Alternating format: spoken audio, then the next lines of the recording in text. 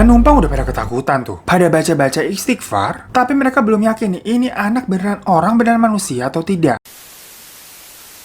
Assalamualaikum everything, thank you udah kaki video ini dan selamat datang di Mr. Stings. Apa kabar dunia? Besok lebaran.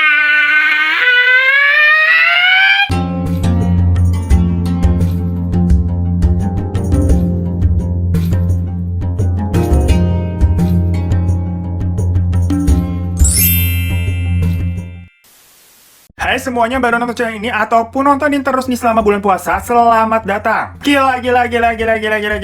Nggak terasa ya, besok udah lebaran. Ya walaupun memang sepertinya lebaran di tahun ini kerasanya beda banget ya gengs. Kita nggak bisa keliling-keliling gitu kan ketemu sama saudara-saudara. Sholat id rame-rame pagi-pagi, lari-lari perkara kesiangan, nyari koran bekas buat alas, atau pamer-pamer baju baru ke tetangga gitu kan. Tapi semuanya harus dijalani dengan tetap semangat dan ikhlas. Kalau mau mencoba melihat sisi positifnya ataupun mengambil hikmahnya, jadinya tahun ini kan kita nggak perlu khawatir tuh. Kalau ketemu saudara-saudara yang julid, yang kerjanya komentar aja. Segeran kayaknya di badannya nih. Puasa makan mulu deh pasti. Atau, mana pacarnya? Kok belum kawin sih? Itu anak Bu Derita, udah lahir anak kedua loh. Kapan kamu nyusul?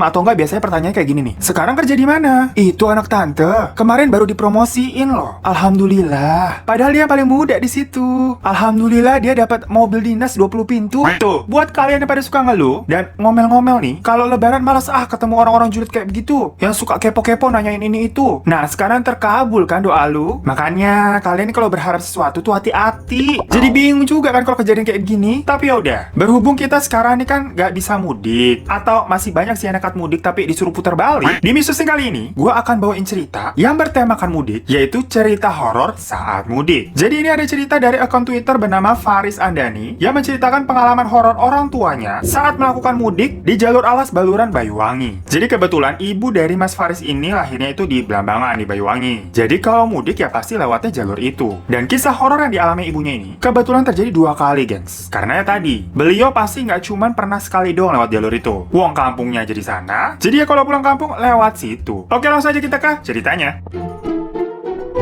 Jadi, jalur alas Baluran itu adalah hutan yang terdapat semacam Taman Nasional Baluran, yang mana kalau siang nih, atau lagi terang, tempat tersebut sebenarnya bagus, gengs. Terlihat eksotis, dan sering dijadikan lokasi untuk foto-foto prewedding. Tetapi kalau sudah malam, memang suasananya langsung berubah, karena terdapat banyak sekali cerita mistis yang terdapat di sana, sampai-sampai tempat ini diberi julukan Jurang Tangis. Karena katanya, pada zaman dahulu nih, tempat ini menjadi tempat pembuangan mayat yang jumlahnya ada ribuan. Seperti yang tadi gue sebutkan di awal, di sini ada 2 kali kejadian yang dialami oleh sang ibu Faris. Kejadian yang pertama itu terjadi sekitar tahun 1998, sewaktu ayah dan ibunya Mas Faris ini telah menikah, dan mereka ceritanya mau mudik ke daerah Banyuwangi tempat ibunya, dengan menggunakan sebuah bus. Mereka memang sengaja berangkat dengan bis yang jadwalnya malam, agar di perjalanan mereka bisa tidur, dan nanti pas udah bangun-bangun udah pagi. Kalau kayak gitu kan enak nih, sampainya udah pagi, mereka juga udah sempat tidur. Gak buang-buang waktu dan di perjalanan juga jadinya gak terasa. Mereka ini berangkat dari Pasuruan dan ke Banyuwangi itu biasanya memerlukan waktu sekitar 5-6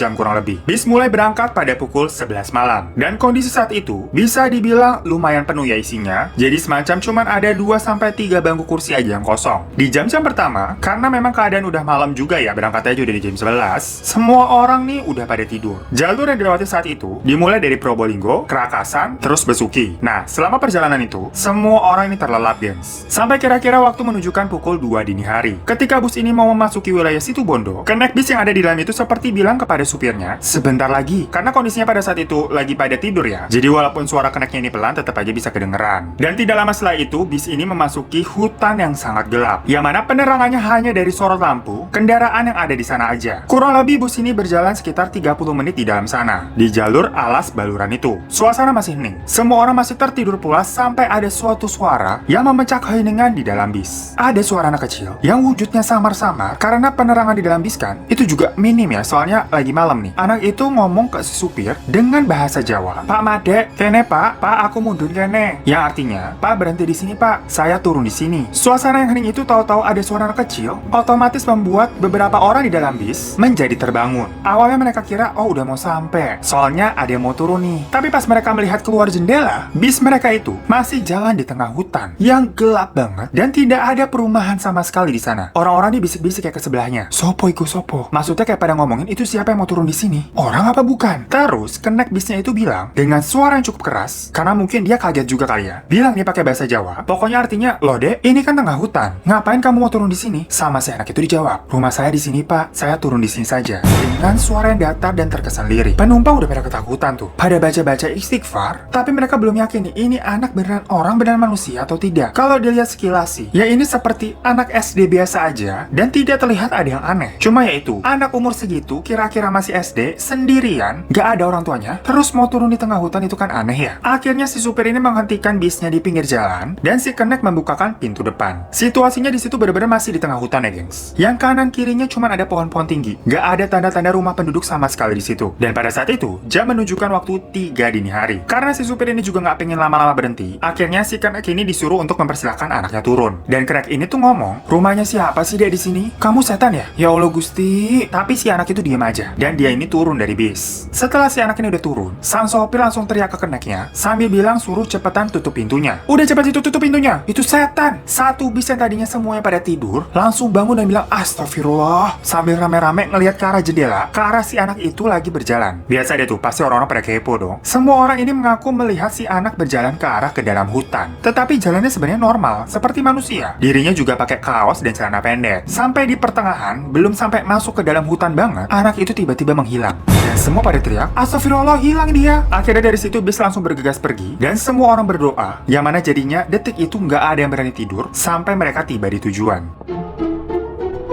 Nah itu tadi salah satu pengalaman dari orang tuanya Mas Faris, yang mana logikanya nih, itu anak kalau bukan setan, ya nggak mungkin sih sendirian anak kecil dan turun di tengah hutan seperti itu, hilang pula di tengah-tengah. Tetapi ini ada pengalaman lainnya yang lumayan lebih serem lagi daripada itu, gengs. Tapi kali ini dialami oleh sang ibu aja, karena kebetulan beliau ini lagi mudiknya sendirian, bukan pas lebaran memang, lebih kayak pulang kampung karena mempunyai suatu urusan. Di awalnya ini sama, si ibu naik bis malam karena tujuannya memang biar sampai nanti di Banyuwangi itu keadaan udah pagi dan nanti ada saudaranya bisa jemput dia di sana. Si ibu berangkat dari terminal Pasuruan. Di awal bis ini sebenarnya tidak terlalu penuh, tetapi setelah di perjalanan ini banyak orang yang naik dari jalan satu persatu hingga bangku-bangkunya itu mulai terisi. Tidak ada situasi yang cukup aneh pada saat itu. Semuanya tampak normal. Bis ini tuh jalan, terus di tengah-tengah nanti dia ketemu pom bensin untuk berhenti kalau-kalau nanti ada yang mau buang air besar atau air kecil. Setelah selesai, bis ini kembali jalan lagi sampai akhirnya bis memasuki jalan Alas Baluran. Di situ kondisinya ada beberapa mobil juga yang melewati jalur tersebut. Jadi pada saat itu tidak terlalu sepi keadaannya. Namun kalau ditanya gelap atau tidak, ya pasti gelap. Namanya lewat tengah hutan, pasti suasananya tetap serem. Setelah kurang lebih sekitar 3 km bis itu berjalan di dalam Alas Baluran, tiba-tiba para penumpang ini kayak seperti merasa, kok jalannya lelet banget ini bis. Tetapi si ibu saat itu tidak terlalu memperdulikannya. Soalnya kebetulan juga agak sedikit mengantuk dan berpikir, paling macet. Soalnya kan tadi ada beberapa mobil yang memang lewat situ. Namun walaupun mengantuk, si ibu ini tetap aja nggak bisa tidur. Terus setelah menunggu makin lama makin dipikir dan dirasakan, kok ini keadaannya bisnya lambat banget ya jalannya. Sampai-sampai ini kayaknya udah lebih dari 30 menit, tapi mereka masih ada di dalam jalur itu. Karena ya jalannya lelet banget. Dan akhirnya ada salah satu penumpang yang nanya ke supirnya, "Pak, kenapa jalannya pelan banget sih? Ini makin lama kita nanti sampainya loh." Kita ini sebagai penumpang emang kayak suka gemes kalau mobil yang ditumpangi itu kok jalannya lelet. Dan bener aja, ternyata penumpang lain juga merasakan hal yang sama. Terus sama si supir bis ini tuh dijawab, "Itu paling depan ada orang naik sepeda ontel, bonceng memedi. Saya nggak berani nyalip, takut pindah soalnya." Jadi memedi itu sendiri adalah istilah Jawa yang artinya makhluk halus.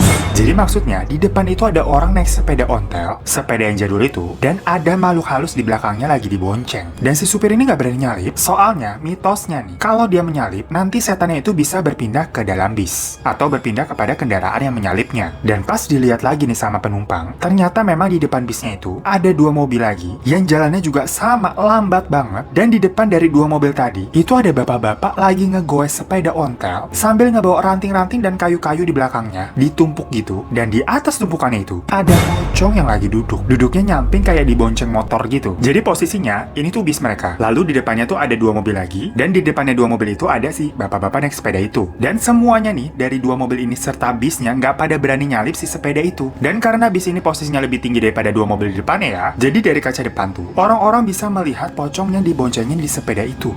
Mampus nggak tuh, di tengah hutan pula loh. Tapi kebayang nggak, itu mobil yang paling depan tapi ya, yang bener-bener di belakangnya sepeda itu, yang langsung berhadapan sama pocongnya. Mereka semua nih gak berani nyalip, karena tadi mitosnya atau bisa dibilang pamali, kalau ada gitu-gituan jangan disalip katanya. Jadi ya udah, mereka nih pasrah aja, nungguin itu sepeda dari belakang. Apalagi ini sepeda ontel ya, yang memang jalannya nggak bisa cepet-cepet banget. Dan si bapak itu kan bawa kayu-kayu tuh di belakangnya. Nah pastinya itu juga menjadi pemberat. Si supir ini sampai bilang, yo wes lah, ini sampai ujung ya begini aja jalannya. Dan pada saat itu waktu menunjukkan jam 2 dini hari. Para penumpang juga nggak ada yang berani komentar ataupun komplain apa-apa. Semuanya pada sibuk baca-baca doa. Mereka ini juga nggak tahu bapak yang lagi goes sepeda itu tuh manusia atau bukan. Lagian aneh juga sih, jam 2 malam ada orang naik sepeda di wilayah seperti itu di tengah hutan. Itu kan ngapain bikin bingung ya. Dan setelah sudah 1 jam berlalu nih, nggak ada tanda-tanda ujung tempat keluar dari alas Baluran itu. Padahal normalnya untuk melintasi daerah itu hanya membutuhkan waktu sekitar 30-40 menit aja. Dan setelah akhirnya 2 jam berlalu, mulai terlihat tuh lampu-lampu di ujung jalannya menandakan perumahan warga sudah dekat. Dari situ, 2 mobil yang tadi di depan itu akhirnya langsung menyalip si bapak yang naik sepeda dan melintas pergi langsung ngebut mereka. Soalnya jatuhnya ini udah keluar dari alas Baluran. Sudah terlihat perumahan warga kan? Mereka keluar dari jalur itu sekitar jam 4 pagi. Dan akhirnya bis ini tuh berhenti di salah satu masjid yang memang merupakan checkpoint atau salah satu tempat pemberhentian kalau ada yang mau turun di situ. Sekalian nunggu sholat subuh lah. Dan kebetulan si bapak yang naik sepeda tadi itu juga berhenti di situ, gengs. Langsunglah orang-orang di dalam bis ini keluar turun dan nyamperin si bapak itu sambil mau memastikan kalau bapaknya itu orang atau bukan. Dan ternyata bapaknya itu orang, gengs, manusia. Di situ dia nih juga mau sholat subuh di masjid tersebut. Langsung pada heboh dong. Dan si supir ini tuh juga langsung bilang, nanya ke si bapak tadi, "Pak, tadi ada yang ngikutin di belakang, bapak nggak berasa?" Terus dengan santainya bapak itu bilang, "Iya pak, saya sudah merasa. Semoga saja itu sebenarnya istri saya sudah meninggal beberapa waktu lalu. Istri saya kemarin datang melalui mimpi dan bilang kalau dia nih nggak tega ngelihat saya kerja sendirian. Jadi dari tadi si bapak itu tahu ada yang ngikutin tapi ya udah aja. Karena dia berpikir itu adalah istrinya yang menemani dia kerja ngambil kayu di hutan, gengs. Seketika juga orang-orangnya di situ kayak dibolak-balikan pemikirannya, hatinya yang tadinya pada ketakutan nih baca-baca astagfirullah ngeliat pocong, tapi pas denger cerita dari si bapak itu yang mengatakan kalau kemungkinan pocong tersebut adalah istrinya yang nemenin dia kerja, jadi kayak pada sedih gitu, gengs. Gue juga pas baca cerita ini tuh terharu ya, dalam artian kok romantis. Seperti ternyata nih pocongnya itu baik, nemenin si bapak kerja, bukan mau gangguin. So itu tadi cerita horor yang bertemakan mudik, yang mana walaupun serem, tapi di akhir cerita tuh yang kedua seperti mengingatkan kita untuk bisa memanfaatkan waktu selagi masih bisa. Ya walaupun konteksnya sekarang kan kita seperti susah untuk ketemu orang tua ya, tapi at least bisa teleponan ataupun video call biar mereka nggak kesepian, gengs. Jadi mereka ini bisa selalu merasa ditemani gitu, kayak jadi mau nangis gue. Abis beneran deh, baru kali ini gue mendengar sebuah cerita horor, apalagi ini cerita pocong, tapi bikin kayak mau nangis terharu, bukan kayak takut gitu. Kebayangin itu istrinya nemenin si bapak nyari kayu, yang mana mungkin sewaktu masih hidup mereka ini selalu kayak sama-sama terus gitu, gengs. Kan jadi kayak ceritanya bukan horor lagi gitu. Dan buat teman-teman semua, di kesempatan ini karena besok juga lebaran ya, gue mau minta maaf banget kalau ada perkataan-perkataan gue yang salah atau mungkin yang gak enak didengar, yang dirasa salah lah oleh kalian. Gue meminta maaf untuk itu, dan semoga kita diberikan kesehatan dan kebahagiaan selalu untuk menjalani lebaran di situasi kayak ini ya. Pokoknya minal aidin wal faizin, mohon maaf lahir dan batin, selamat lebaran bagi yang merayakan, dan sampai ketemu lagi di kesempatan selanjutnya. Dadah, assalamualaikum.